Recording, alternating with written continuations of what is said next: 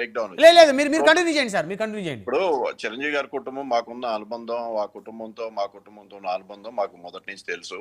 అవును. కష్టే ఫలి. ఎందుకంటే సినీ ఇండస్ట్రీలో మరి చిరంజీవి గారు వచ్చారంటే కష్టే ఫలి అనే ఒక నినాదంతో ఆయన ఆ స్థాయి నుంచి ఎంతో చంద స్థాయి నుంచి కష్టపడి ఇవాళ ఒక ఉన్నతమైన స్థాయి ఇండస్ట్రీలో తనకంటూ ఒక గుర్తింపు, ఆ కుటుంబానికి ఒక గుర్తింపు తీసుకొచ్చారు. అదే విధంగా పవన్ కళ్యాణ్ గారు.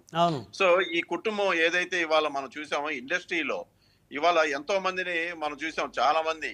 కానీ పవన్ కళ్యాణ్ గారు ఒక అరుదైన వ్యక్తి. చాలా మందిలో ఒక అరుదైన వ్యక్తుల్లో పవన్ కళ్యాణ్ గారు ఏంటంటే ఇండస్ట్రీలో ఎక్కడైనా సరే ఏదైనా సినిమా ఇబ్బంది జరిగి ఏదైనా ఫ్లాప్ అయినా లేకపోతే ఫైనాన్షియల్ గా రాకపోతే ఆయన రెమ్యునరేషన్ ఆయన ఎమ్మటే వెనక్కి ఇచ్చేయటం ఇలాంటి చాలా అరుదైన వ్యక్తుల్లో ఉన్నది. చాలా, ఎందుకంటే ఇండస్ట్రీలో చాలా మంది ఉన్నారు, ఎవరిని మనం విమర్శించట్లేదు, కానీ అరుదైన వ్యక్తులు పవన్ కళ్యాణ్ గారు ఒకళ్ళు. ఎందుకంటే ఆ సినిమాకి ఏదైనా నష్టం జరిగితే ఆయన రెమ్యునరేషన్ తీసుకెళ్లి ఆయన వాళ్ళకి మళ్ళీ ఆ ప్రొడ్యూసర్ కి ఇచ్చేయటం, ఇది చాలా ఒక మంచి, అంటే ఒక మంచి వాతావరణం, అంటే దృక్పథంతో అతను మళ్ళీ బాగుండాలి, వీలైతే ఇంకా మళ్ళీ సినిమా తీయాలి. ఎందుకంటే చాలా మంది ప్రొడ్యూసర్స్ సినిమా తీసి అది సక్సెస్ కాకపోతే అధోగతానికి పాతాళ లోకంగా పడిపోయిన వాళ్ళు చాలా మంది ఉన్నారు. కానీ ఆయన మళ్ళీ వాళ్ళని నిలబెడతానికి ఆయన రెమ్యునరేషన్ వాళ్ళు వెనక్కి ఇచ్చేయడం, మళ్ళీ వాళ్ళని నిలబెడతాను అనేది ఇది చాలా అరుదైన వ్యక్తుల్లో ఉన్న ఇది పవన్ కళ్యాణ్ గారికి ఉంది.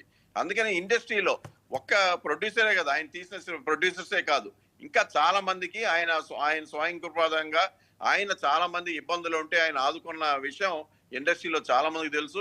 అందుకనే ఇండస్ట్రీలో పవన్ కళ్యాణ్ గారికి ఒక ప్రత్యేకత ఉంది. ఆ ప్రత్యేకత ఇవాళ ఆయనకి ఆశీస్సులు, ఇవాళ రాష్ట్రంలో ఆయనకున్న కోట్లాది మంది అభిమానులు, ఆయనకి ఇవాళ మంచి జరుగుతుంది, మంచి జరిగిద్ది అని కూడా గట్టిగా నమ్మే వ్యక్తుల్లో మేము ఒకళ్ళం. కాబట్టి ఈ సినిమా 100% సక్సెస్ అయింది, దీంట్లో ఎటువంటి సందేహం లేదు. ఆల్రెడీ శ్రీనివాస్ గారు చెప్పారు, మరి ప్రీమియర్ షోకే 2500 థియేటర్లు మరి బుక్ అయ్యి దానికి మంచి అవుట్పుట్ వచ్చిందని.